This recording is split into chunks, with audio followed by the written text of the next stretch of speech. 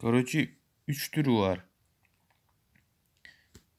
На работу, в больницу, анан көчөгө дегенчи. Силер азыр көчөгө чыгасыз деп сурап атпайсыңарбы? Көчөгө чыгыш үчүн 73-77 деген номерге пропуск деп жазасың. Звездочканы коюп туруп, көчөгө чыгасың да больницага барбайсың, жумушка. 3 деп жазасың. Анан кийин звездочканы коюп, сен СНГны да паспорттун Кыргызстандык болсо 2-ни жазасың, Россияныкы болсо 1-ди жазасың. Неке. Анан кийин паспорттун карасаң, ID же асы, АБ, ДА деген бар. Ошону жазасың, звездочканы коесуң дагы, паспорттун номерин жазасың.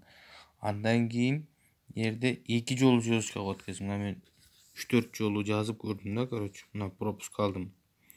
3 көчөгө чыгам дегени, 2 Кыргызстандын паспорту дегени, асы паспортумун сериясы, анан кийин номерден 2 жолу звездочка жазып, обязательно тройка картаңарды жазышыңар керек. Мына тройка картаны эгер машина менен чыксаң, машинаны. Андан да 2 звездочка коюп туруп, в магазин деп жазып, звездочканы коюп, ближайший магазиндин адресин жазат экенсиң.